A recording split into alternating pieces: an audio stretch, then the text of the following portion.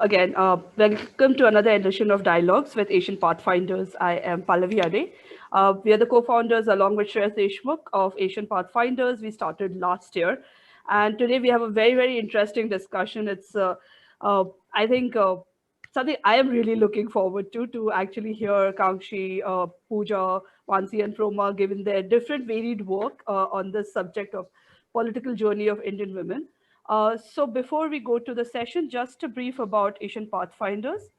So we started last year, like I said, with the aim of actually being a platform to have constructive dialogues on topics which are sometimes very difficult to have discussions on, right? So thinking like today's topic, actually, a lot of the discussions are not always held as beyond the closed public policy space. So because we keep it open, we welcome everyone to understand these topics before they come to any conclusions. And that's why we call ourselves a knowledge sharing platform where we try to bring scholars, academics, practitioners, as we have today, for different dialogues and discussions. We do that through different mediums. One is obviously our fireside chats, which is held every Saturday. We have one coming up this Saturday, and obviously the dialogues, which we hold every alternate Thursdays. Uh, so, yeah, this is our upcoming session. This is part of our entire month of March, where we are holding sessions related to women centric issues. This is on having a gender inclusive disaster management. And I think we have a very fantastic panel here on Saturday. We have someone who's worked in disaster management in the state of Kerala as part of the government of Kerala, Dr. Nivedita Haran. And we also have Lavanya, who is with Tata Institute for Social Sciences. She works for the Center for Disasters and Development. And we have Aditya Pillai moderating and he's the associate fellow who works on climate change at the Center for Policy Research. Beyond that, later this month and later in April, we conclude our session on women centric issues on April 3rd. We actually have physicist Professor Rohini Godbole, who will be speaking on again gender neutrality in pure sciences, because science is, I think all of us know that science is not supposed to distinguish between genders, but unfortunately, the case is that it does on a lot of issues. So, yeah, and obviously, we go sorry, I was about to say professor, but yeah, Ambassador Shiv Shankar Menon, who's going to speak on India's neighborhood first policy. So, yeah, that's two amazing sessions coming up. And the community guidelines, I know we all are professionals, we don't need to be told, but again, we all come from very different walks of life. Please respect the views of each other. You don't like what someone says, please listen to them and then come up with a better argument than just being using abusive languages. Again, respect intellectual property. We have a lot of scholars and practitioners who do give a lot to their work, and they are sharing it here with the community. So please, if you want to use it ever, please reach out to them. And if you don't know how, always ask me or Shreyas. Uh, that's me and Shreyas, and you can find us.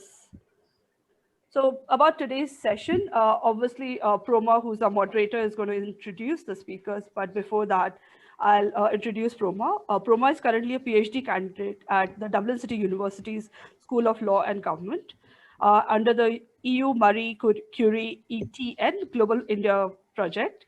And her work explores the contours of gender and women's political participation in contemporary India. She's also studied at JNU, where she did her MPhil, and she's also taught as an assistant professor at West Bengal University. And in terms of her research interests, Proma looks at gender, South Asia, party politics, and populism, among other things. So I think she's the right person to moderate this. So over to you, Proma. Thank you so much, Pallavi, for the kind words of introduction, as well as for talking about what Asian Pathfinders works on. Hello, everyone. I'm Proma. We are gathered here to discuss a very important and timely theme, as we know, that of the political journey of Indian women, and keeping in mind the month of March, where we, of course, celebrate the International Working Women's Day, as well as the contemporary context of the upcoming state assembly elections, where women's votes are poised to be very critical. So we would like to explore and engage with the key challenges as well as the opportunities facing women aspirants in Indian politics today.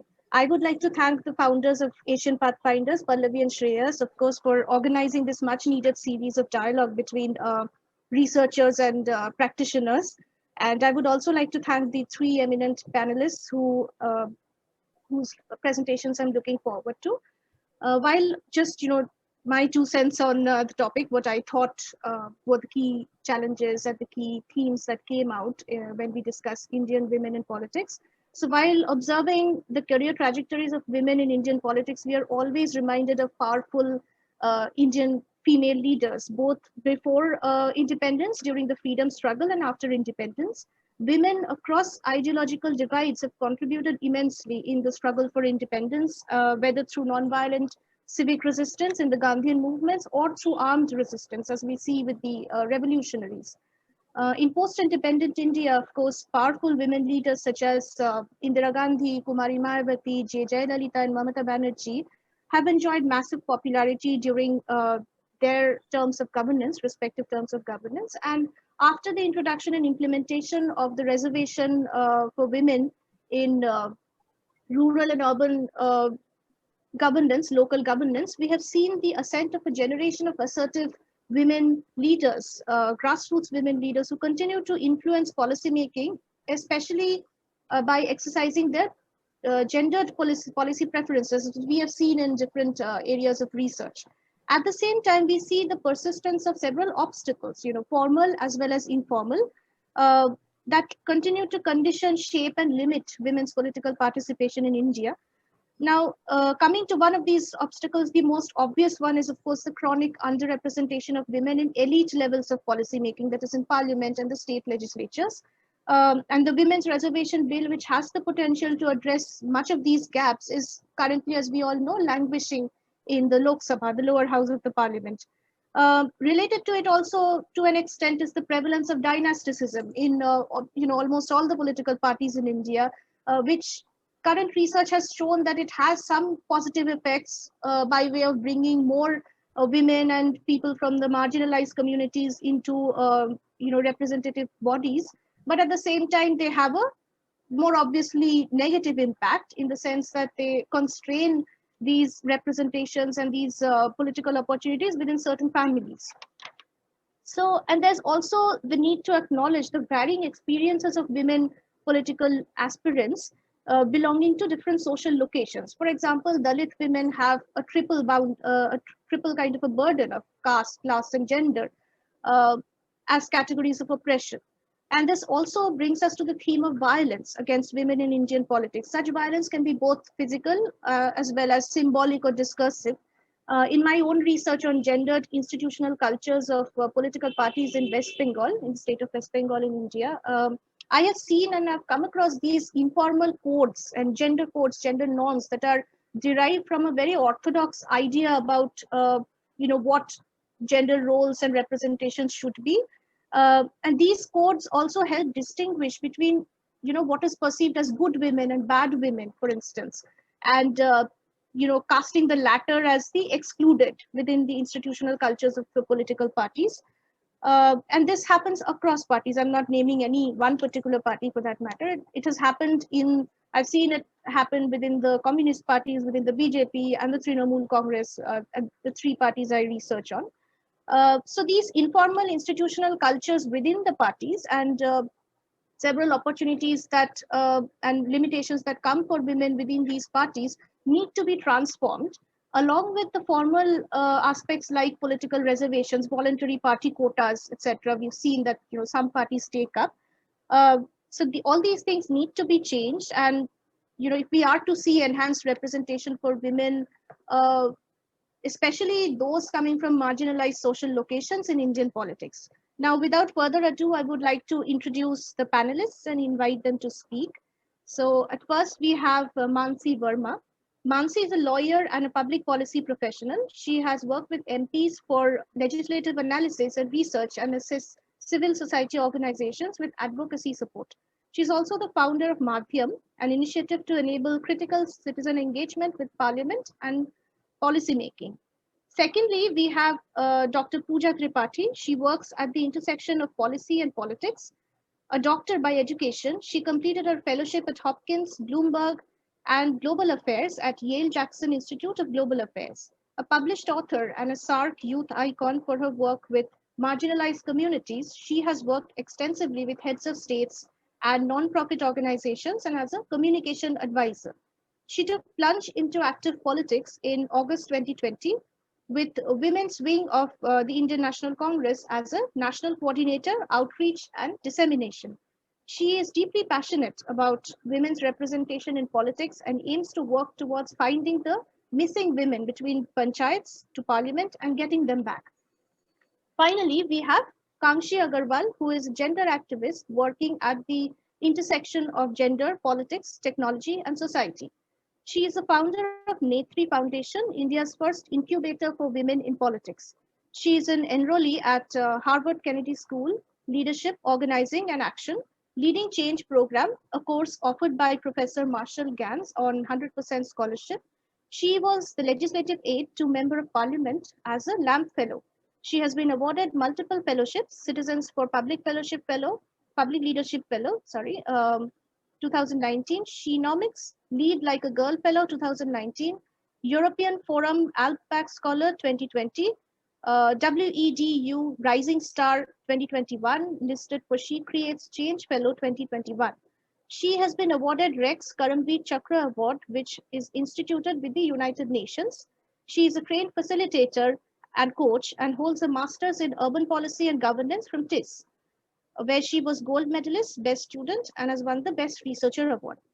So firstly, now I would like to invite Mansi Verma to speak on the legislative history of Indian women's fight for a political voice. Over to you, Mansi. Thank you so much, Proma, and also thank you to Pallavi and Shreyas for organizing this talk today and for inviting me here to speak on this very important topic. So before we talk about the legislative history, I think some context is required. So the backdrop of why there is a demand for reservation through law and why 33%. Some numbers I'd like to quote here because we spoke about how the representation of women in Indian politics, especially at the highest policy making level, which is parliament, is dismal to say the least. So in 1952, when the first Lok Sabha was formed, women formed about 4.4% of the entire Lok Sabha, which is about 545 to 550 MPs.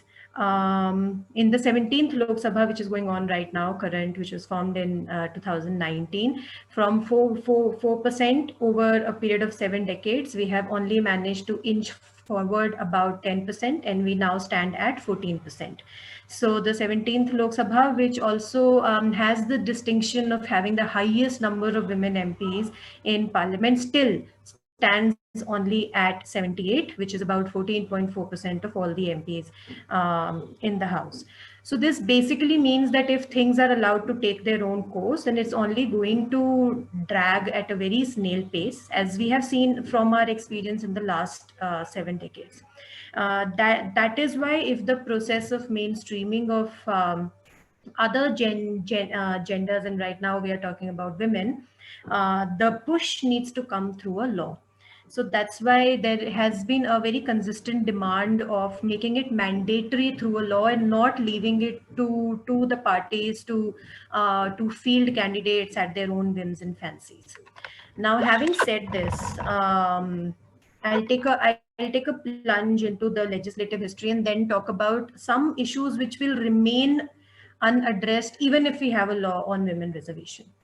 So first is that one of the first attempts which was made to have a law for reserving seats for women in Lok Sabha as well as state legislative assemblies was in 1996. It lapsed because the Lok Sabha in which it was introduced was dissolved.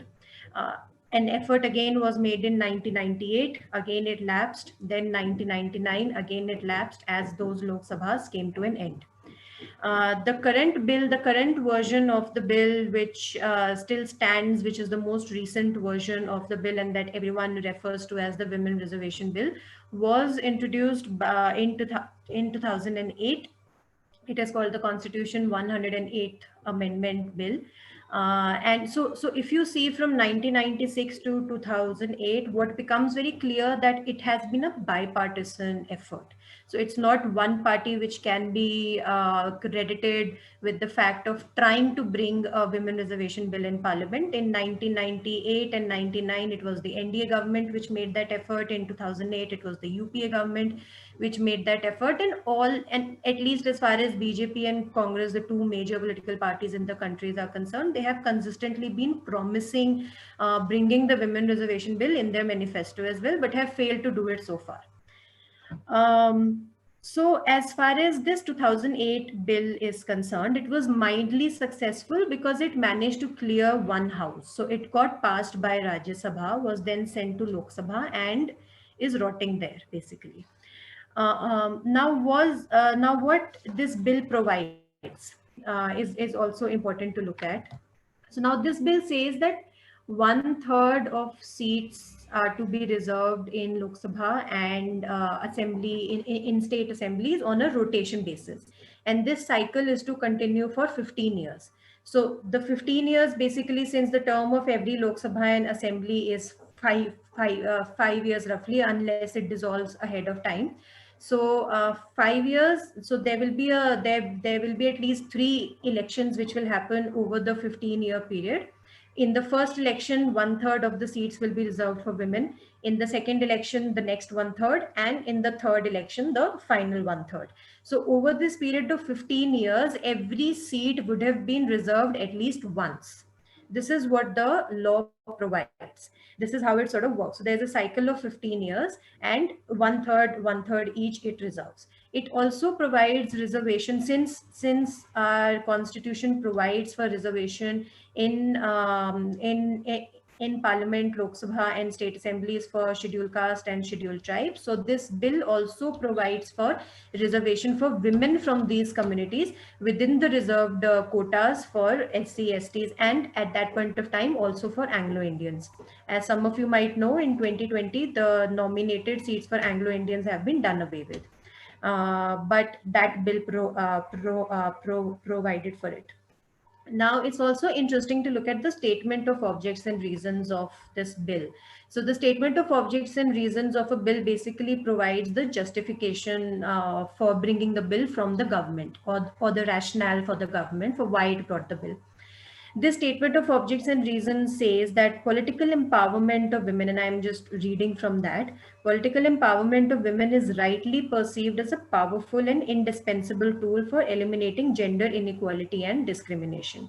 So there seems to be an understanding among the legislature that the way to political empowerment is through a law like this.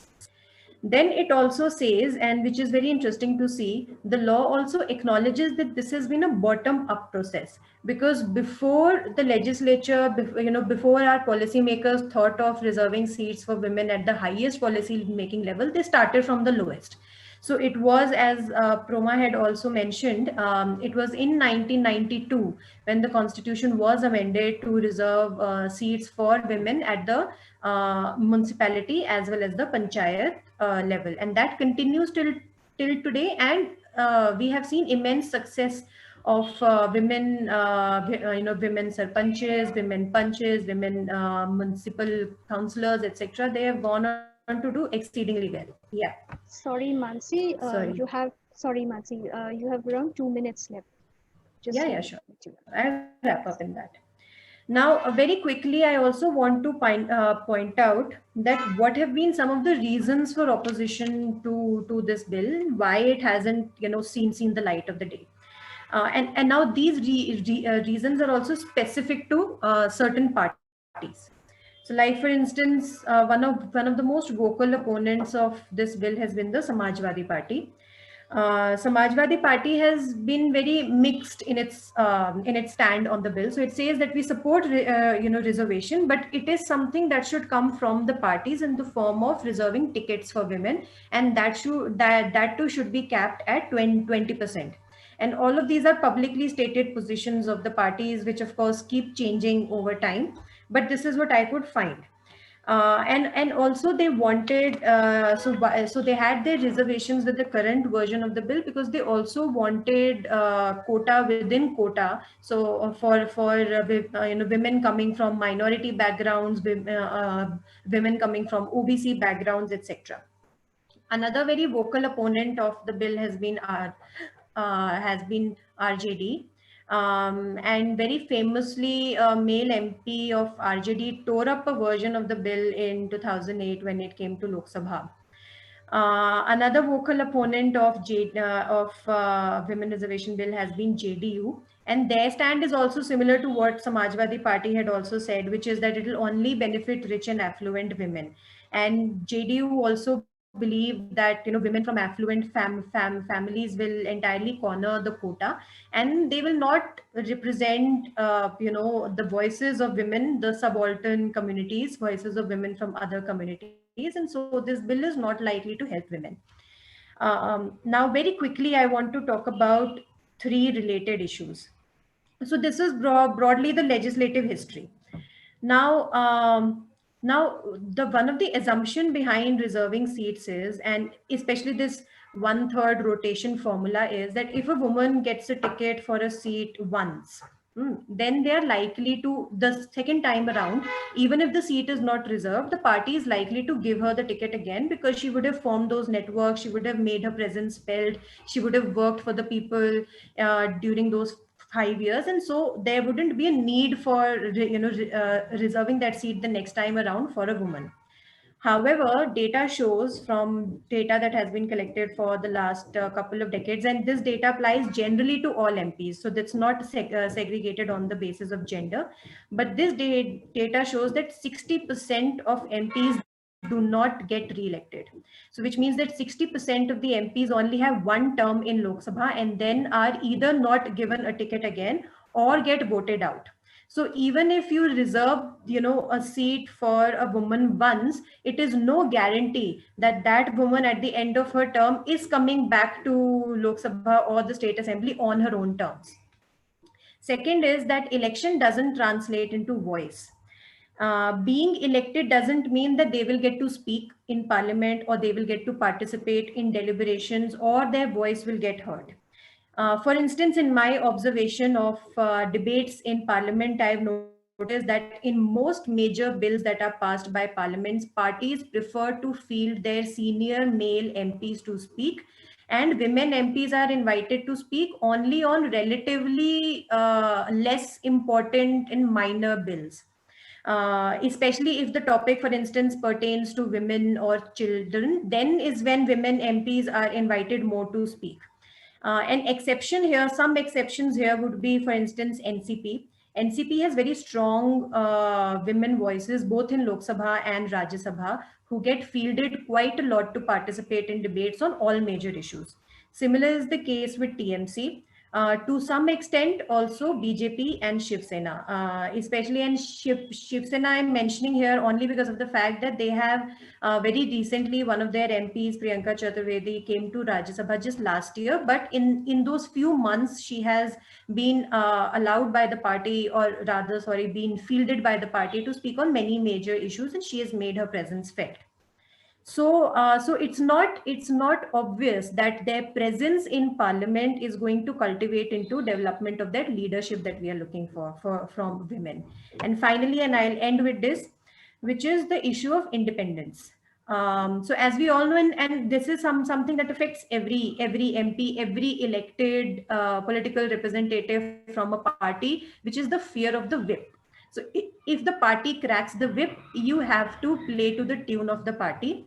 Your independent voice is lost, which basically means that if a woman, and as an example, very quickly, I will give of something that happened in 2018. There was a motion which was brought in Rajya Sabha to condemn the government for not bringing the women reservation bill. So it wasn't even a vote on the women reservation bill. It was merely a condemnation of the government for not bringing the women reservation bill.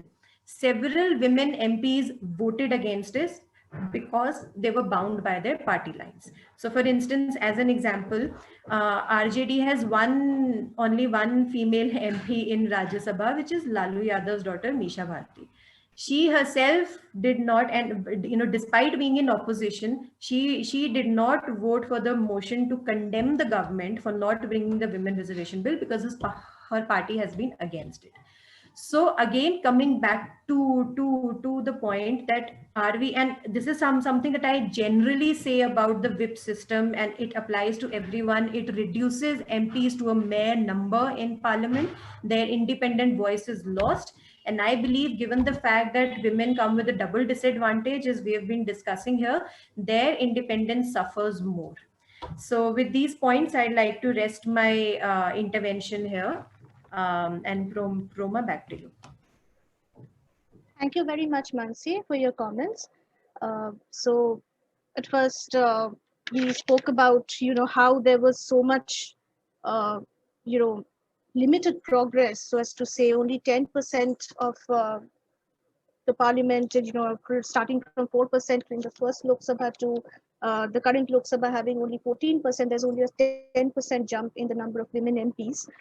So I will keep my comments and questions for, reserved for later on when everyone else has spoken, so as to not take up the time. Secondly, I would like to call upon Dr. Pooja Tripathi now, who is going to speak on current challenges for Indian women politicians. Over to you, Pooja. Thank you, Proma. Thank you so much, Pallavi and Shreyas, for having this much needed discussion. Today, as we speak on women in politics, on the journey of women in politics, three very starking scenarios play before us. In Bihar Legislative Assembly, when women MLAs, when the whole opposition was protesting against the government, the women MLAs, the sitting women MLAs were dragged, their clothes torn, and were manhandled and beaten up by the government's police. We see the Prime Minister of our country going to campaign in West Bengal and mocking the sitting Chief Minister, the sitting woman Chief Minister, calling her names and, in a very eve-teasing kind of a way. And then we see the prime opponent of a political party saying that the women Chief Minister, who is also the MLA candidate for the upcoming elections, should wear Bermuda instead of sari, and again the discourse is on women's clothes and bodies. These are the three striking scenarios as we talk about the current challenges of women in Indian politics. So, and as India gears up for world's India has one of the world's largest election process. As an India gears up for state elections, one cannot help but think of some of the unfulfilled promises that were made when a young India emerged amongst the preeminent democracies of the world. Nearly 70 years since the enactment of our constitution, the solemn vow in its preamble to secure political justice and equality of opportunity remains only partially fulfilled for women. Women's position in electoral politics and governance stays far below representative levels, and policy making and governance has long been the field-down of men, with few women managing to get past the rigid glass ceiling to enter parliament. I'll not even say it's a glass ceiling. Being in politics for a year and being in policy and working with policy makers for quite some time, I find this ceiling is a very concrete ceiling where women have to bash it, then to crack it open and enter. And once a woman enters, it just magically reappears back for other women. It's not broken like a glass ceiling. So entry of women into politics has historically been met with dogged opposition. From asking for right to vote was met with police brutality and sexual assault to modern elections where female candidates are attacked overtly and covertly on gender issues. It's not about the quality of their candidature, their elections, their criminal records. It's their looks, they are called tanchma, they are commented on their clothes, and that's how women are taken into politics. Well, there have been many significant victories for women's participation in politics in the intervening years. They're still met with skepticism, ridicule, and objectification when stepping into the political fray, and that's my personal experience too. These are manifestations of an insecure patriarchy, jolted by the notion of women taking their place as leaders and decision makers, representing the issues and interests depending on men in power to do so.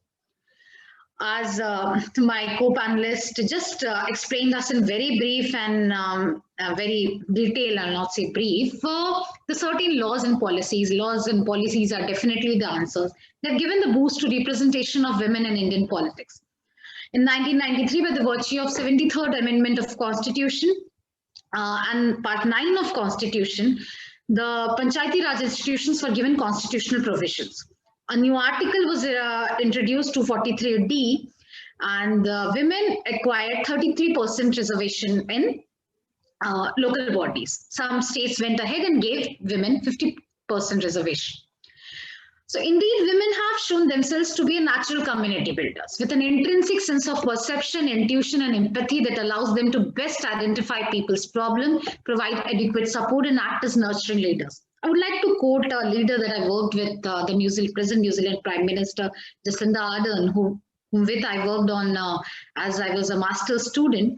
And when we were campaigning across and we were talking to the migrant communities, the major problem that women expressed was they were out of work because of motherhood. They were out of work because they were the primary caregivers for their children. So while coming with a policy, Jacinda came with a policy of flexi-wage scheme, for women who are out of work due to being the primary caregivers of their children. I think only a woman can understand. And today, as I speak this, Angela Merkel says that went to a function where she was honoring the COVID heroes, and she decided to work behind the scientists, the two scientists, a couple who invented the local indigenous COVID vaccine. She said, our scientists, and these are our real heroes, and I cannot walk in front of them. I think empathy is the key that women leaders bring to the political forum. So coming back to India, despite some enabling legal provisions, however, social and economic forces continue to deter women from politics. I've traveled across northern India and I've seen the phenomenon of Panchayat Pati. Everyone must be aware of it.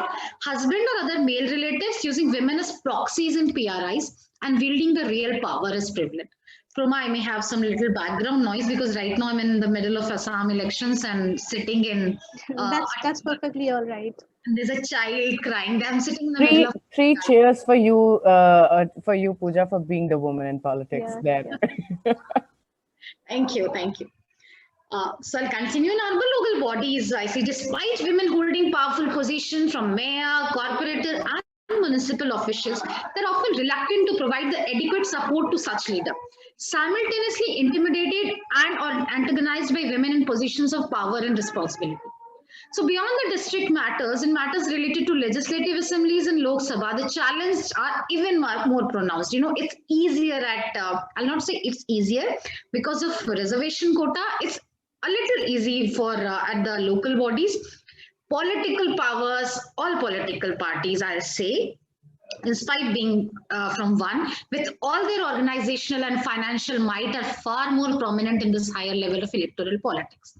The careful calculus of electoral politics means that parties are usually unwilling to grant women candidates from seats that are winnable, as these are not seen as gender-neutral seats but male bastions.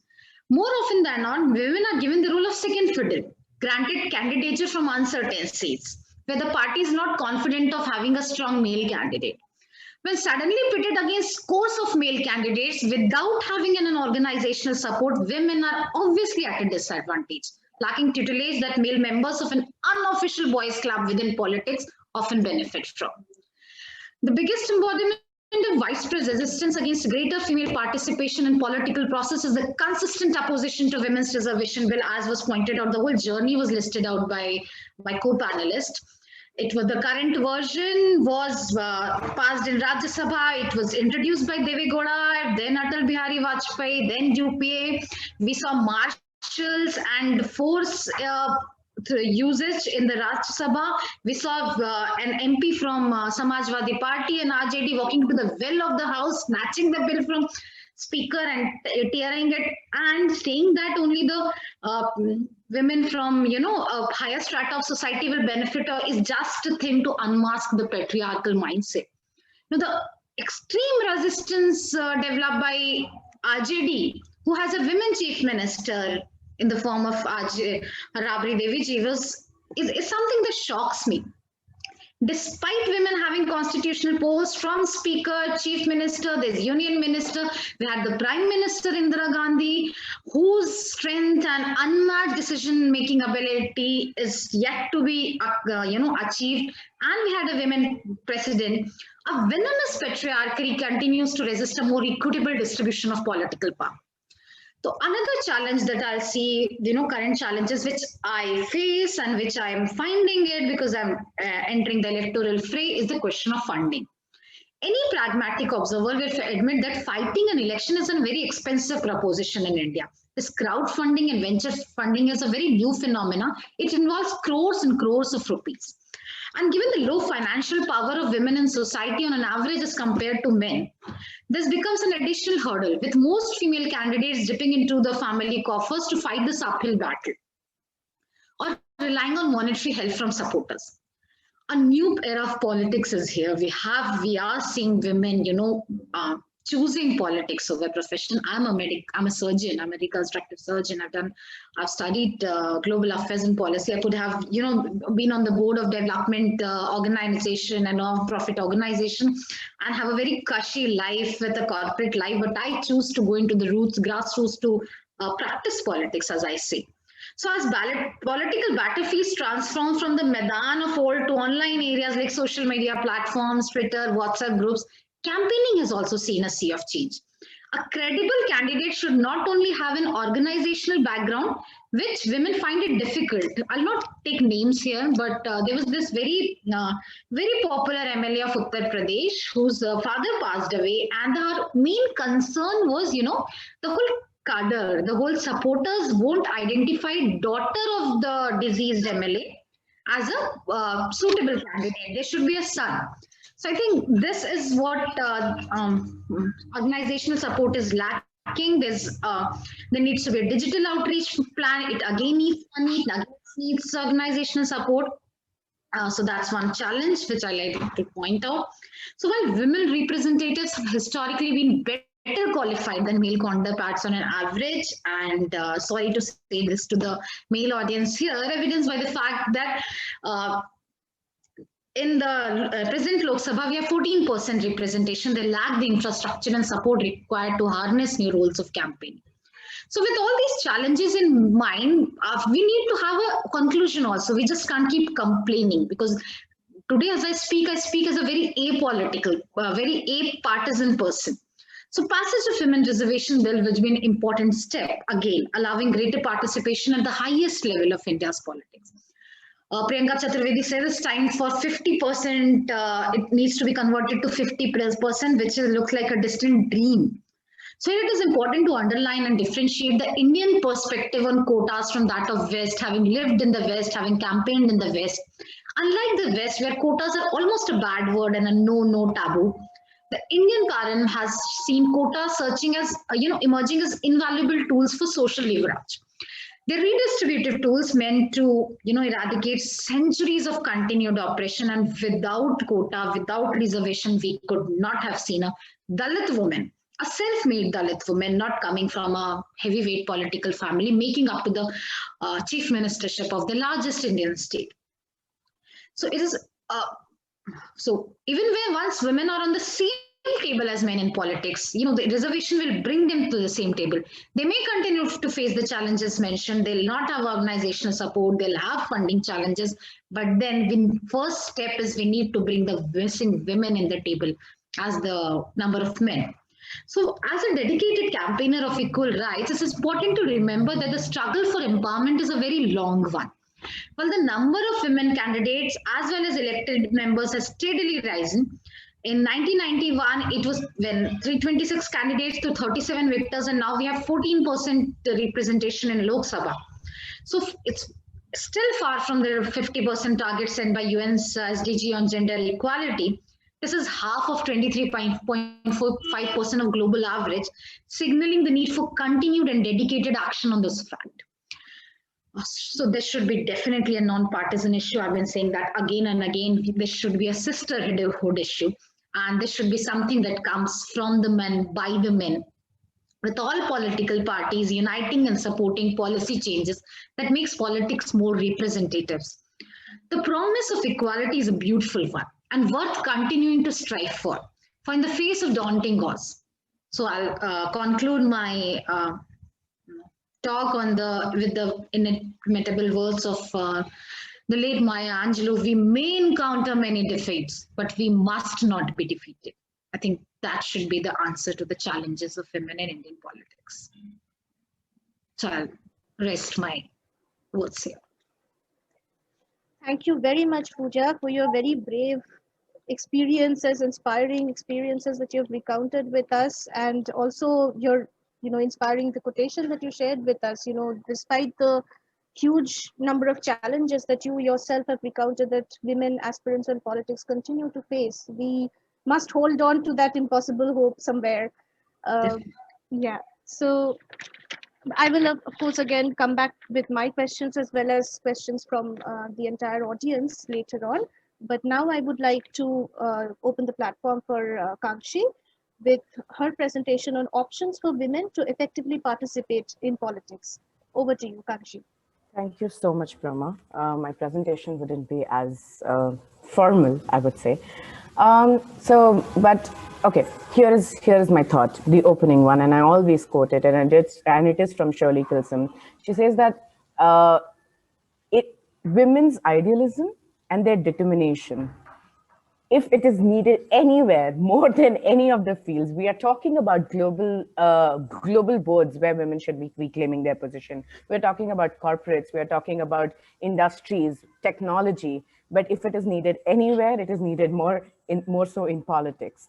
And coming from that, I also want to say, and just like put it out there for all the audience members, that women's political participation is a prerequisite for good democracy and assuring and achieving gender equality the way we have envisioned for ourselves.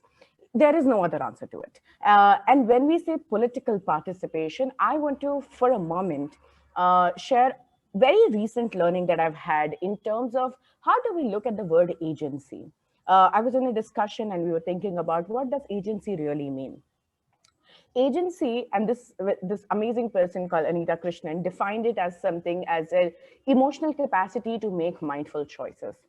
Translating that kind of an agency into the political understanding of women's emotional, mental capacity to make a choice for themselves is what we are fighting for ultimately. And I'm going to keep referring back to what Mansi and Pooja said, and here is my proposition, right? That when I started this journey at Netri Foundation, I'd give you a quick review about that. How did that happen? But to say the least, the entire trend that Mansi shared took me 9 months to, when the first idea to do something and where are the women, the question of the missing women in Indian politics struck me in 2018 when I was working with members of parliament and with a prominent political party in India. I also had the opportunity to go on the ground and start campaigning. And it is during this time this thought occurred, where are the missing women in Indian politics? And this journey that Mansi shared in 9 minutes took me exactly 9 months to come up with all the interventions that have happened since the Beijing conference in India with IPU started a conference in around 1995 in India, if I'm not wrong. And these concentrated efforts since the 73rd and the 74th Amendment, the Constitution, where the powers were devolved to the panchayats and the urban local bodies, women were given this right to represent themselves at 33%. But where did they go? There are 1.4 million women who are in the panchayat raj systems as the sarpanches, and it translates to only 14% of the parliament. Are we saying women are not interested in politics? Then we are completely mistaken. And this is a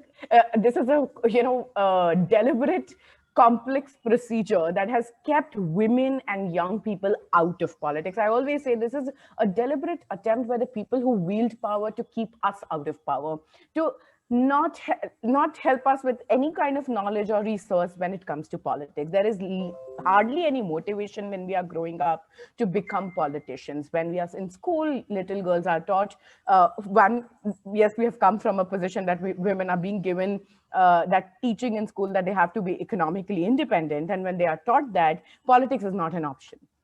And this 2018 moment converted into, and so this is one part of it. And what Pooja, presented today very beautifully, because I have known Pooja since 2018, if I'm not wrong, and her journey as a woman in politics, that is why it inspires me so much, right? That there are so many challenges and women are not taking it lying down anymore. And these challenges, I want to classify them because this is an exclusive research that I put together for a book called Why Should the World Invest in Women?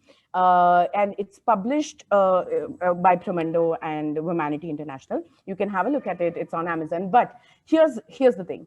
There are three kinds of barriers. There is an entry barrier, then there is a survival barrier, and then there is a success barrier. So what Pooja said, and I would just like to reproduce it in saying that once the wall is broken, it magically appears for other women. It is not like broken for good. What Kamala Harris said in her VP success speech, that I may be the first, but I may not be the last. It really needs to be translated into policy and into action. And these exact challenges that I'm going to share with respect to, there are entry barriers, and I'll name a few, okay? So there are fewer role models. It is not a motivation to become a politician, one of the entry barriers. Then is knowledge gap around rights, processes, informal access to politics. Where do I begin? I don't have the money to do it. But at the same time, it also has some kind of overlap with lack of abundant resources, muscle power, dynastic ties.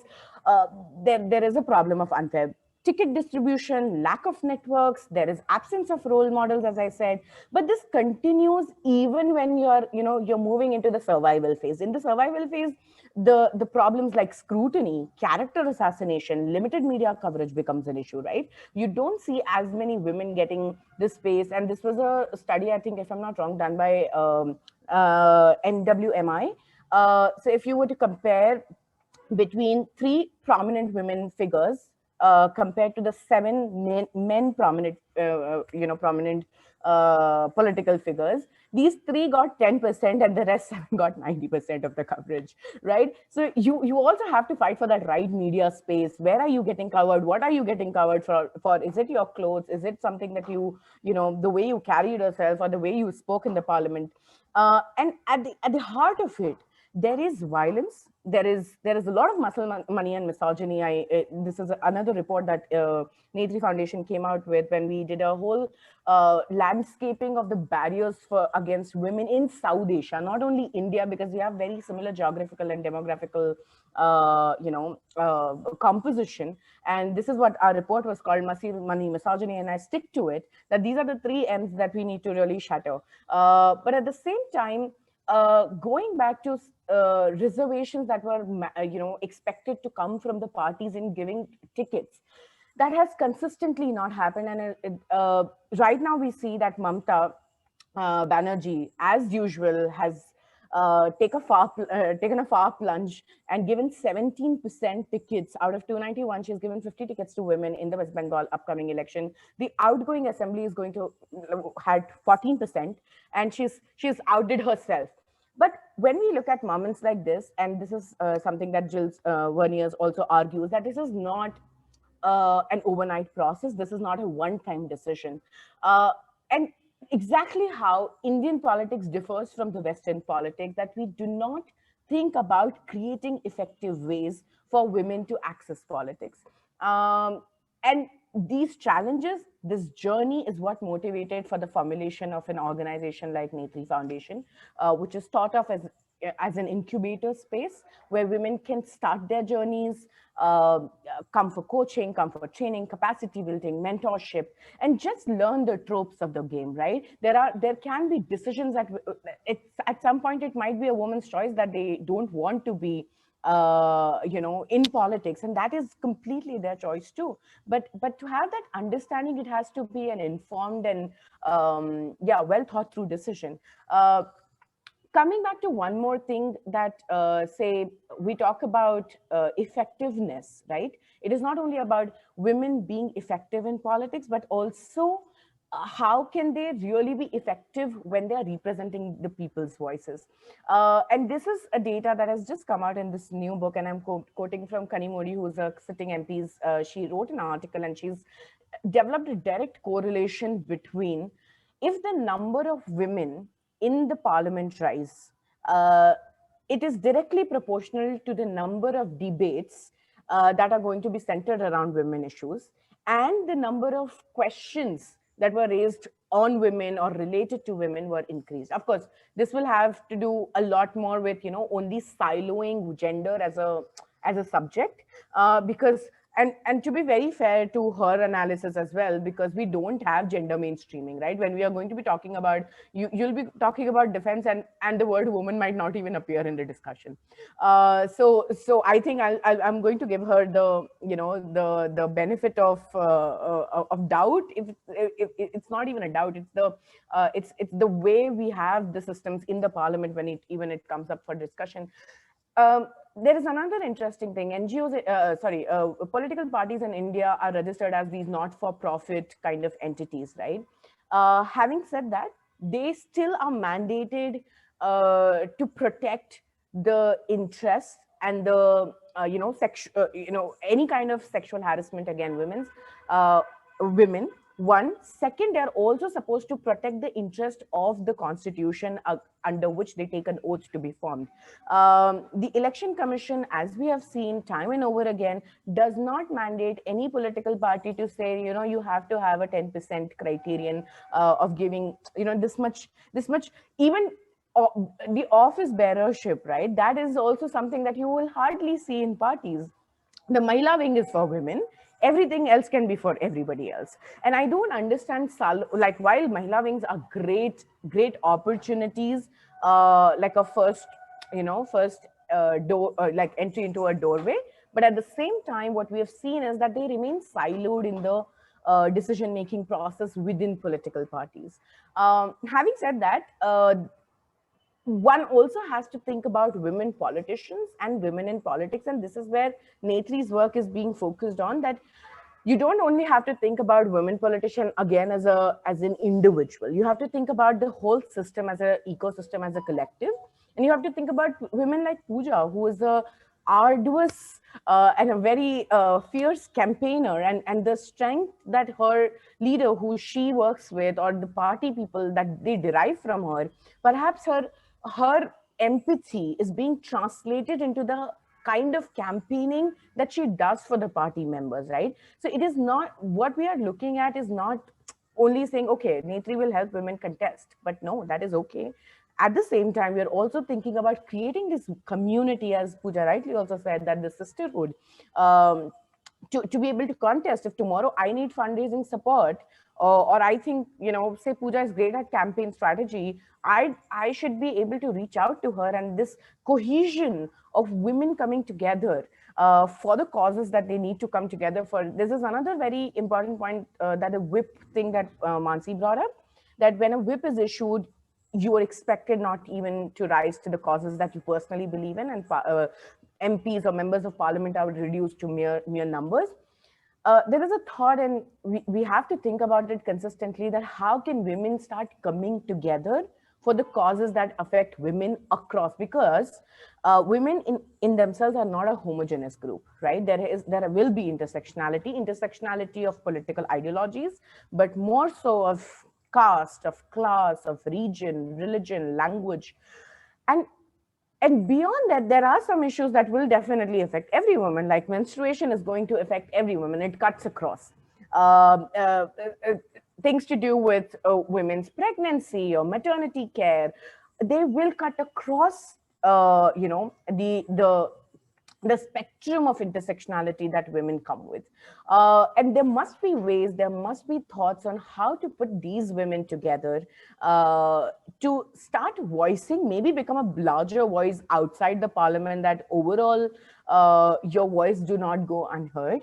And your representation is being translated into voice. The issue of the panchayat patis, as rightly brought up by Pooja also, I always go back and say, are you telling me, are we telling ourselves, like, anybody who walks up to me and says, oh, but you are trying to, work with women and help them contest panchayat elections, because panchayat and local elections are Netri's primary focus, panchayat and both urban body elections. And they're like, oh, but they are, all of them are puppet. So this is a master stroke in patriarchy to paintbrush everything with the same generalization that all of them are dummies, all of them are puppets. And I say 1.4 million is the total number. Uska 1% le lo aap, uska 0.1% le lo. Can these women also not start representing you in the parliament? Can these women also not start representing you in the state assemblies, and let alone parliament? Let's talk about the national average of women's representation across state assemblies. Does anybody have a guess? They can write it in the chat box. I'll take a pause there. But we have to be very strategic, and we have to think about not only these elected positions, we have to think about women like Pooja, women like myself when I was trying to campaign. And even on the campaign trail, smallest of the things, the way infrastructure in itself, and we at Netri keep on saying that there are gender blind policies, and the only way to take that blindfold off is for a woman to walk up and say, this is not how it works. Because it's more like, I am not being represented by somebody who looks like me, who thinks like me, or who could even have the capability to think about me. The idea that reservation is needed, and this whole debate around quota versus meritocracy is so flawed in its debate itself, because reservation is not a disability, right? It is a tool for that redistribution of power. It is a tool for social justice ultimately, and it is giving the due share where it is lacking for such a long time. Having said that, if nobody gave me the percentage, so it's 9% across state assemblies. So while we are at 14% in the parliament, 14.3% to be precise, and 9% across state assemblies, the outgoing assembly of West Bengal is going to be 14%, which is like close to the parliament level.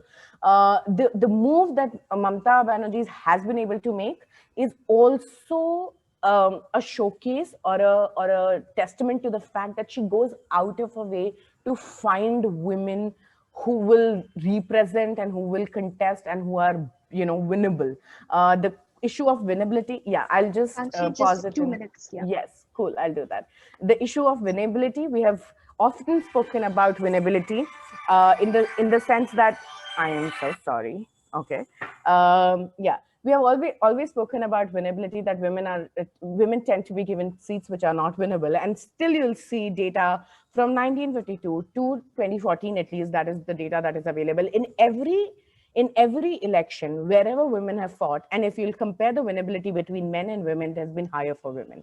So women, one, are being given the toughest seats to fight. They are being treated as second fiddle. But at the same time, wherever they are being given tickets to fight, even Mahua Moitra's constituency, sometimes we often admire her, her work in the parliament, her speeches in the parliament. But it is to remember that she was given one of a very, very, very tough constituency to represent.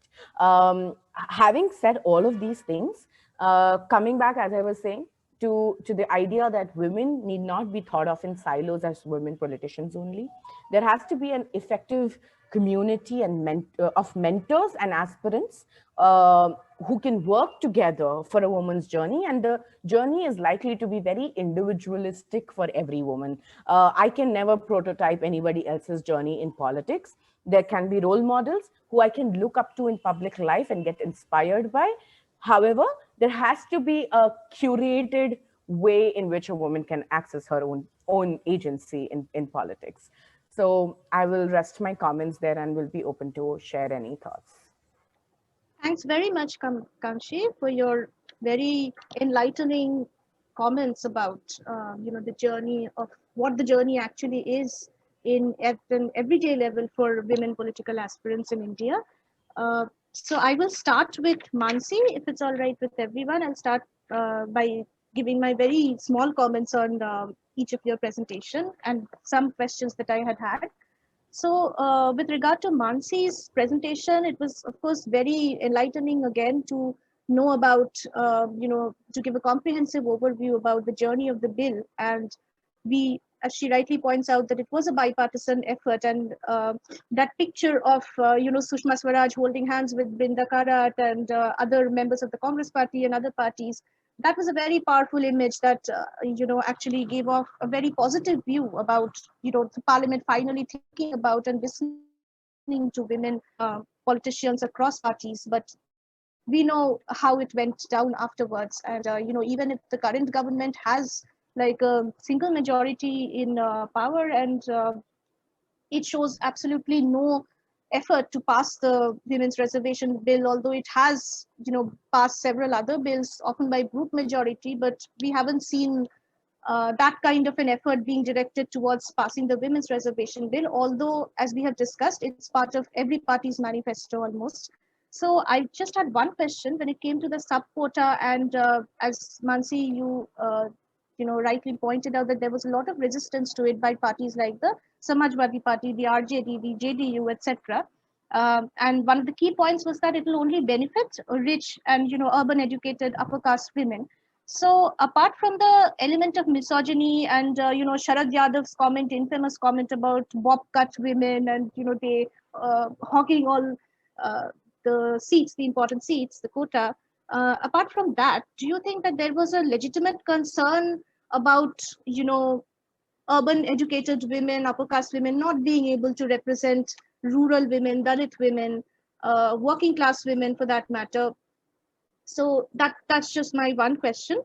And for Pooja, then of course it's been, as I said, it was very nice to hear about your journey, and it's also refreshing to see such brave figures coming out, and making their stands in mainstream electoral politics, which is often seen as a very harsh area, harsh space for women to function, as we all discussed to an extent, that the amount of violence that women face and the amount of risk that women face when they make a choice to get into politics.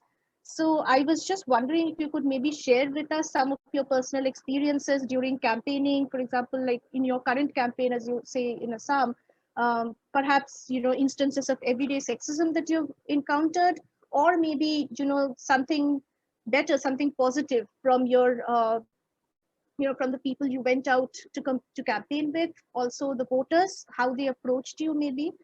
So something like that. And also at the same time, I was wondering, because we discussed Mamata Banerjee at first, I think you pointed out how the Prime Minister also indulged in a lot of name calling, and Dilip Ghosh, the BJP state president at this point, he made a very bad comment about Mamata Banerjee. And this also brings me to several, objectionable slurs that powerful women political leaders like Banerjee, like Mayawati, like Jayalalitha have always been at the receiving end of. And, at one point they are being thought of as larger than life figures. And that is also an area of concern, I think, personally, that women, in order to count, have to be larger than life and have to have some kind of burdens. Like Mamta is supposed to be a virtually ascetic figure, like she's supposed to be someone who's above being, above material luxuries, whereas Mayawati has a different approach, of course, and so does Jayalalitha, but they're all stereotyped to an extent, right?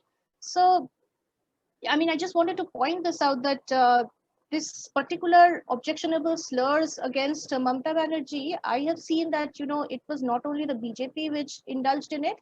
The CPIM has also, in its time, CPIM leaders had called her a lot of, objectionable stuff, like, ranging from a sex worker to whatnot. It's completely horrible. But you see these, so-called educated men being threatened by, as we discussed, by this emerging, ascent of women leaders, and obviously expressing their insecurities in this way.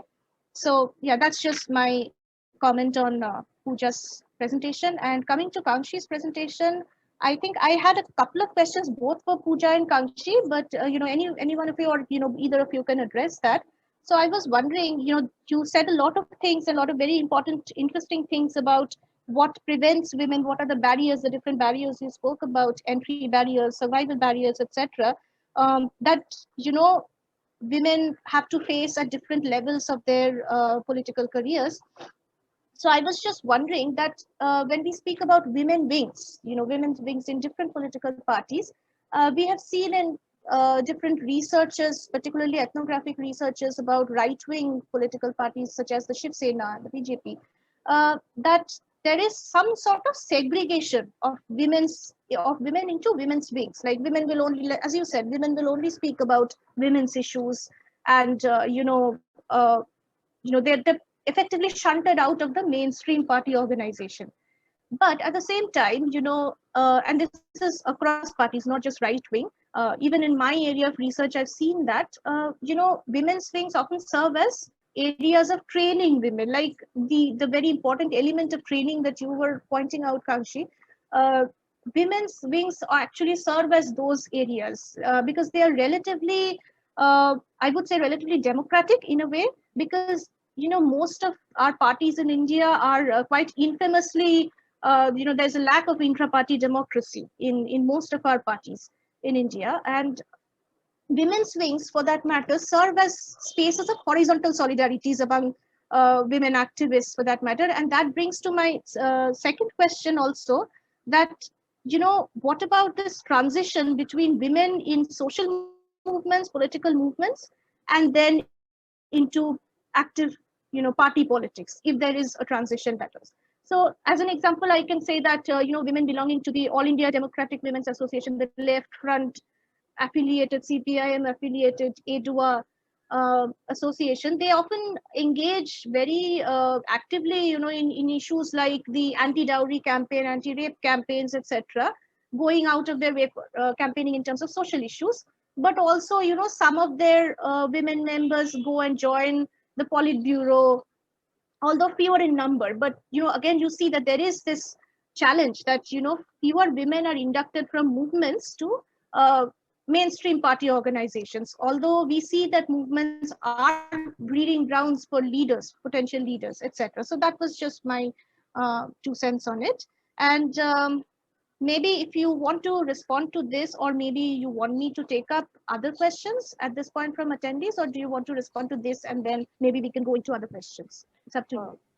Proma, may I recommend we do one round of questions which we have posed to Mansi, Pooja, and Kangshi, and then we come back for others. Sure. Yeah, I know there's a lot of questions, so let's try and get to as many as we can. Thank you. Sure. So, Mansi, would you like to respond? Yeah.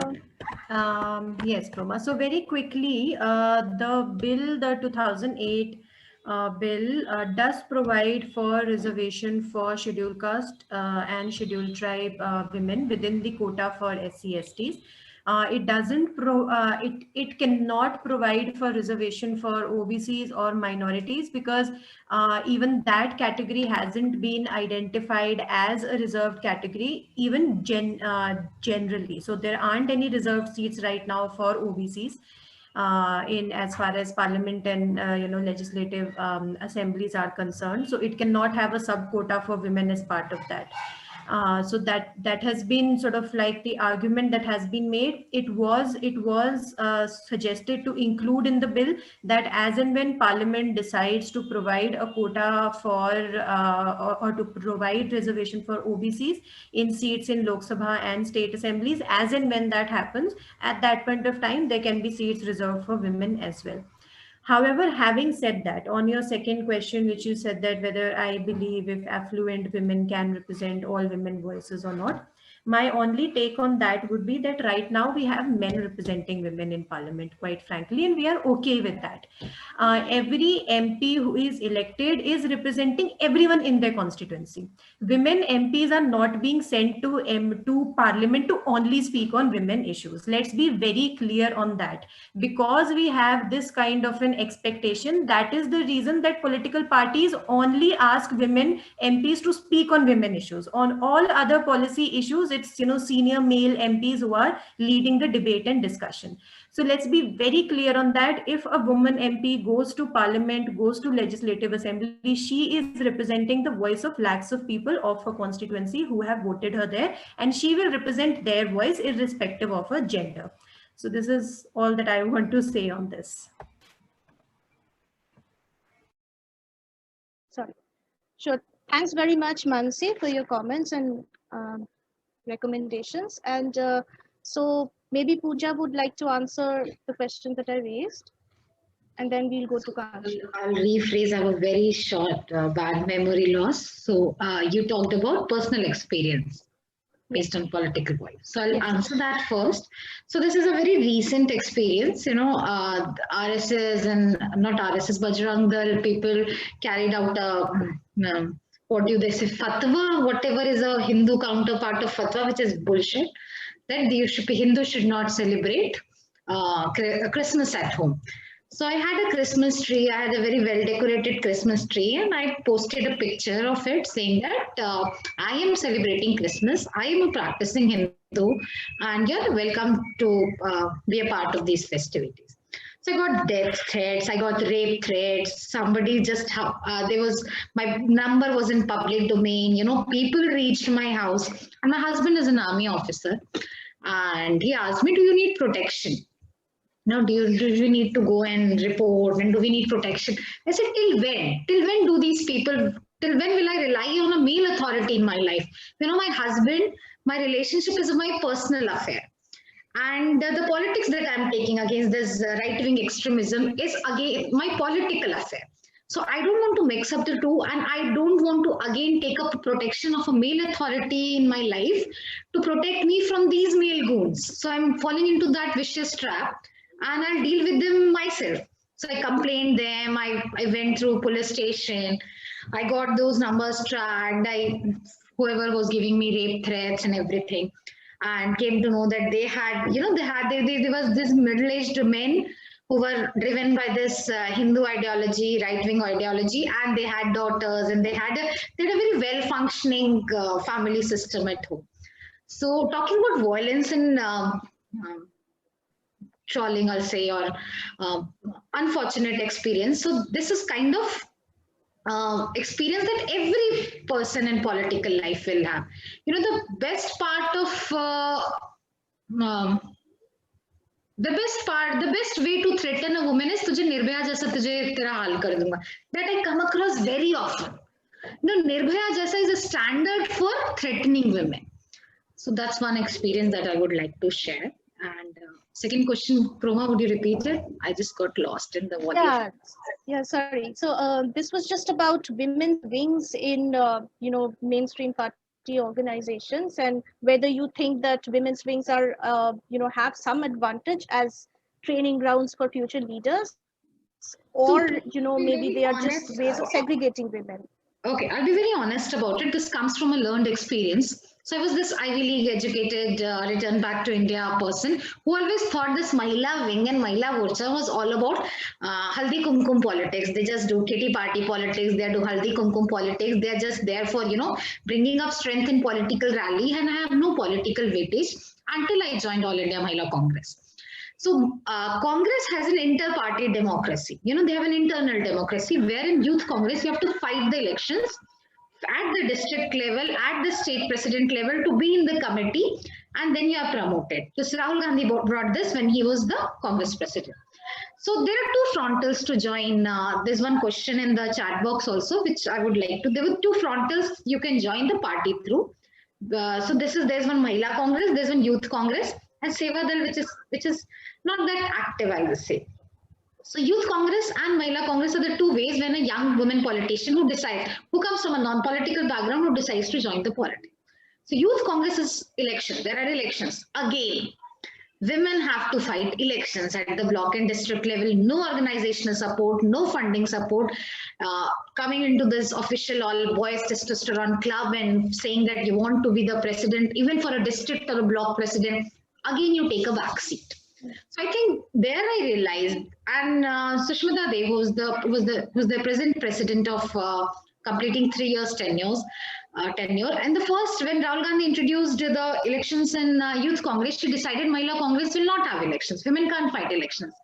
At the entry level into organization, they request too much of money, too much of lobbying, and too much of time out of their family responsibilities, which women would be difficult. And again, it would be like, somebody from political families who has the money, muscle, weight, and a name, and a nepotic name to fall back on, will fight that elections, will come into Mahila Congress. So she said, I'll not have internal elections in Mahila Congress. And now I see people like me, I see people like somebody, we have a Rajasthan president who is not educated enough, but is a wonderful organization. We have a Chhattisgarh president, Phulo Devi, who is now the Rajya Sabha MP. And a very interesting anecdote about her is that she can't, she can't read English and talk in English. Not that you'll come across someone who's a very rural woman who is like a panchayat pramukh kind of stereotyping that we have. But once we went to Bastar and she told that I'll bring 3,000 women. Bringing 3,000 women into Congress, I'll be very honest, is a very far-fetched dream. Bringing 3,000 women at a district, main Congress can't bring 3,000 women, 3,000 people. Forget women. It's because our organization is slowly disintegrating after 2014. We are not a cadre-based party, so we don't have cadre. So next day, when we went at 8 a.m. to the Bastar area, which is in highly Naxal infested and very hard to reach, and we went at 8 a.m. to the local Congress office, and the office was not open till yet. We sat behind this tree and we said to Phulo Devi ji ki how you promised people, and then we see tribal women with childs on their back and with a little potty of food, and they coming, and there were more than 3,000 women. So if there is an internal elections at the entry level, so this Mahila wing removing the election structure brought people like Phulo Devi ji into the forum, and now Phulo Devi is there sitting Rajya Sabha MP. She has been nominated by party to Rajya Sabha.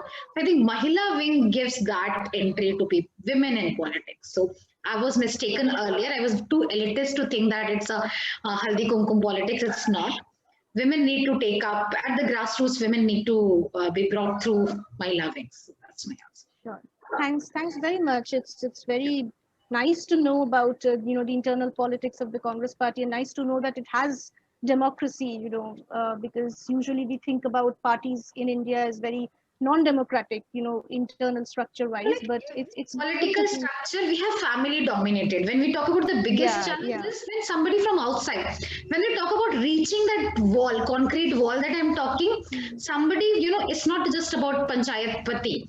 It's about the daughter of a politician, political family, wife of a political family, bahu of a political family. There are two kinds to reach that wall. Somebody who is outsider will have to climb that wall. It's kind of a rock climbing. And somebody who comes from a family has a well laden out ladder to that wall. That's the difference to reach it. Sure. Thanks very much. We're running out of time, so I would proceed quickly to Kanchi. I will take Kanchi, on. I do remember the first to... question. Yes, because I think this question you'd asked to me as well. So here is adding to what Pooja has said, right? And she's given such a great layout. And when you commented and said, this is great to know that there is democracy in Congress party, it's great to know about it. I really like the intervention or the stance that, say, Sushmita Dev took. Democracy is not always about one would ideally think कि जो youth congress में हो रहा है वो democracy है, because people are fighting election on their merit and coming in. However, democracy in Mahila wing, I see from this anecdote, has been protected, or the right to join politics, like every woman's ambition or the right to join politics has been protected by not giving elections, right? Or not giving that, or not feeding that entire wing to election politics, right? So this is also a very dichomatized understanding of how systems should work and can work. Adding to your question on whether or not Mahila wings, when I say that the problem is with the siloing of the Mahila wing is when a woman has entered. My my remarks still and quite aligned with what Pooja said, that they can be the training grounds.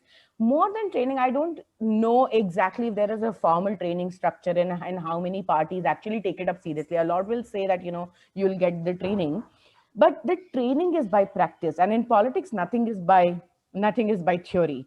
So when you say that a woman has been given, again, that foot in the door, if you have to have a foot in the door, it is a great place to start. But what works later is your ability, your consensus building power within the party, your capacity to negotiate that I want to move my position. Now, not every woman, and this is where leadership kicks in for everybody, right? It is not a gendered thing anymore. That out of 5,000 women across India in a certain Mahila wing, if 500 of them are arduous and can put their point across and be like, no, I don't want to only speak about women issues. Look at Priyanka Chaturvedi, look at Shama Mohammed, look at Charu Pragya. These are people from 3 different parties I named, right? Shiv Sena, Congress, and BJP. And they'd like to go on the panels and talk about things that are not spoken about. They talk about law, they'll talk about finance, and that is their own leadership capability. So I think that has been answered. Your second question was it regarding? The transition from movements to parties. Yes. So now, and I'll take this question along with the question that has come from Sanjam, who's asking how to begin the political leadership pathway. So at Netri, we do a whole session on creating pathways for women. But here is a small anecdote. What Pooja said that, as youth organizations and Mahila Wing, and ye har party mein hoti hai, CPI, TMC mein bhi hoga, BJP mein hai, Congress mein hai. But at the same time, one also has to look at that your why for politics might come from the social movements. And let's look at the Chipko movement. Let's look at the eco-feminist movement in India. Let's look at the climate movement that is going on right now, the Pinjara Tod movement. Women, and I just recently said this, that women are always on the forefront on so many crisis situations, right? We saw that it has taken the world, like, I don't know how many centuries to realize that women can deal with the crisis. And we were shown that when there was hardly कोई किसी को control नहीं कर पा रहा था. देखो, pandemic के time पे every country was left on its own, and this is when the leadership, the women in leadership shone so brightly, because no man was telling them this is what you got to do. Only WHO was telling them what to do, right? And coming from that point of view, I understand that once your why is concretized for politics, this idea of creating pathways is आप random social work करते हो, आप मतलब आप शायद बहुत ही social figure हो, आप शायद अपनी कॉलोनी में आप सारे ब्लड डोनेशन ड्राइव ऑर्गेनाइज कराते हो, आप हेल्थ कैंप्स भी कराते हो, आप कचरे का कोई प्रॉब्लम होता है वो भी सॉल्व करते हो, पर क्या वो is it enough to give you a push to be in politics? My answer is no, because I think to politics there is also a science. You just can't be a great social worker and make a move into politics. It has to have a strategy. It has to be very well thought through in your why, who, what, when.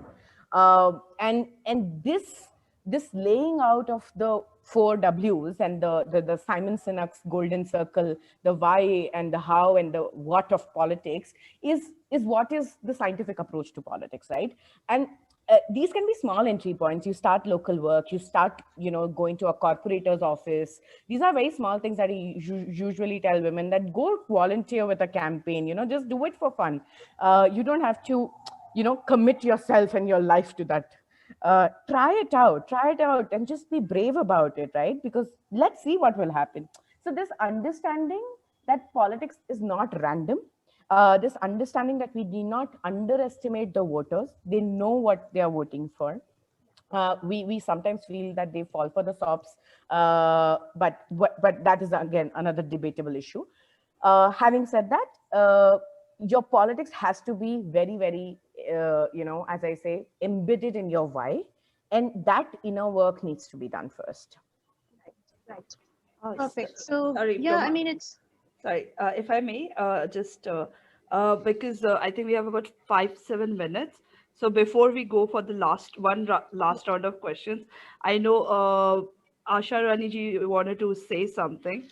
So if she can just, I'm sorry we've kept you waiting. She texted and said she'd like to say something. So please, you'll have to unmute yourself, Asha ji. You're on mute, Asha ji. Asha ji, you'll have. Sorry, you're on. Yeah, sorry. Yeah. I have been observing politics carefully. That's why I'm here attending this webinar as well. See, Indira Gandhi was groomed by her father. Mayawati was groomed by Kashiram, Najma Heptullah, Jayalalitha, Rabdi Devi.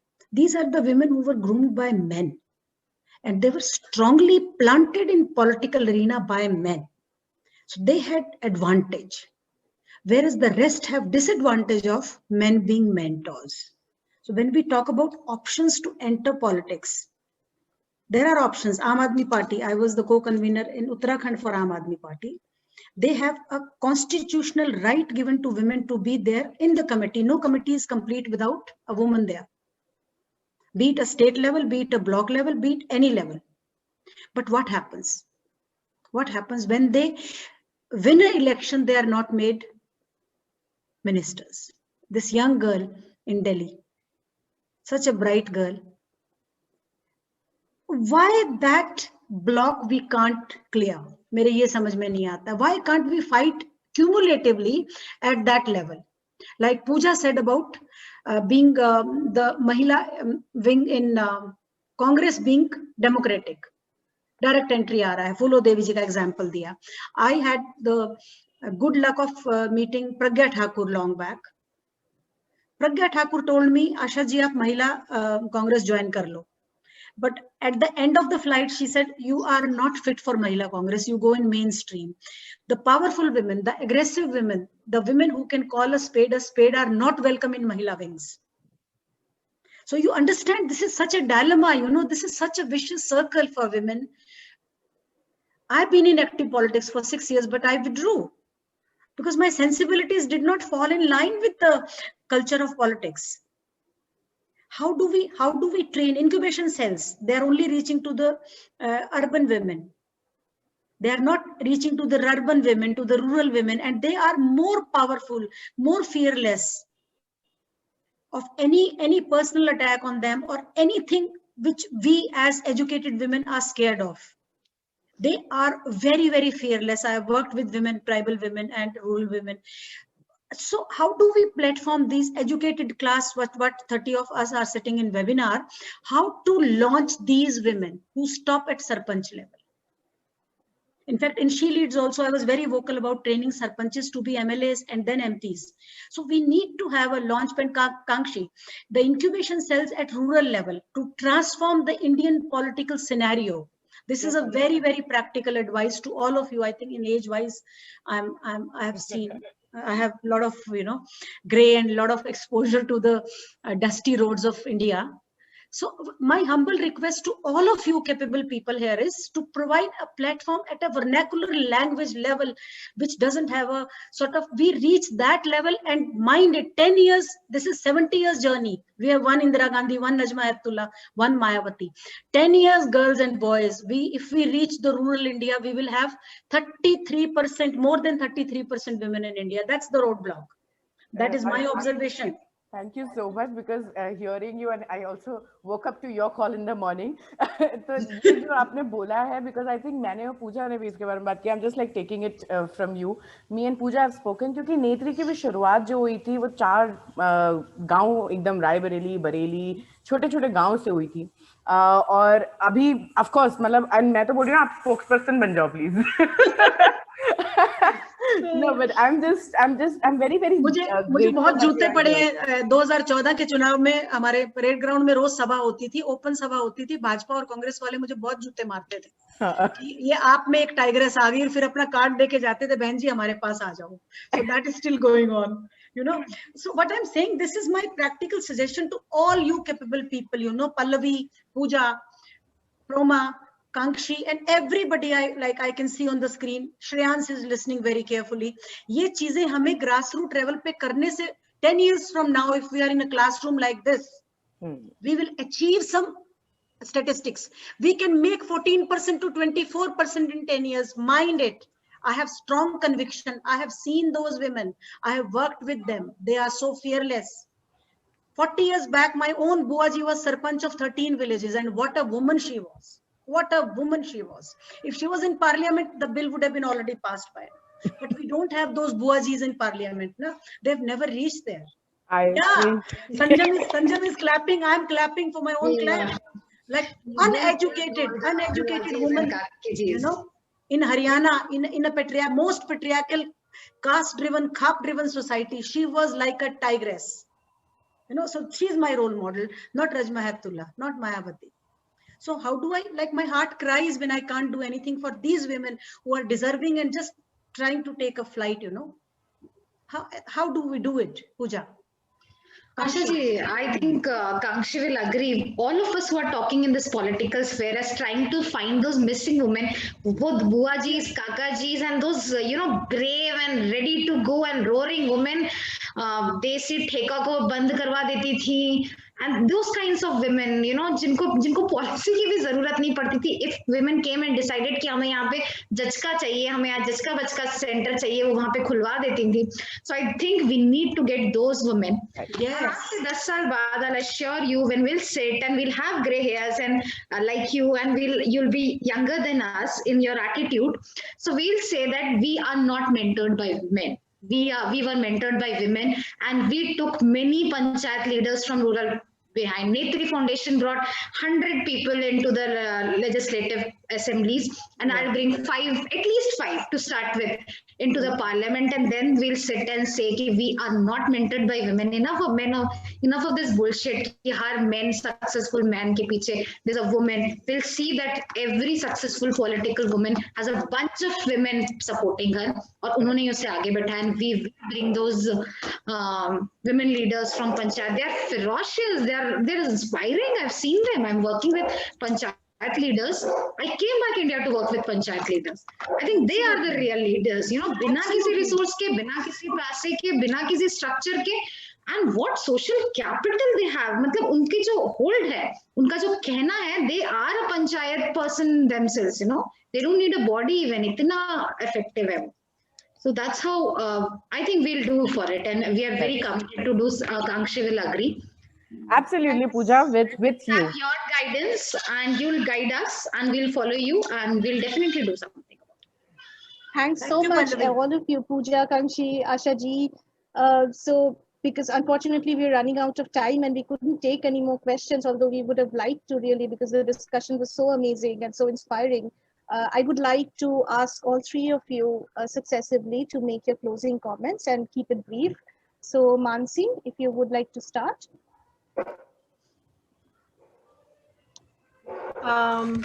So I think really, I don't think I have anything much to add to the discussion because it has already reached a very charged up level. So I wouldn't want to sort of bring the tempo down by speaking about what I started speaking out with. But I'd just like to say that having that law is not an end in itself, and it shouldn't be treated as such. The movement should, bringing the law should be a part of the movement. It should not be the whole of the movement. The whole of the movement, of course, is to see more women voices in decision making spaces, whether it happens through a law or despite it. So that's, with that, I'd like to end my comments. Thank you, Mansi. Pooja, maybe if you would like to place your concluding remarks. Proma, I wrote something on Women's Day, if I may share it as my closing remark. Sure.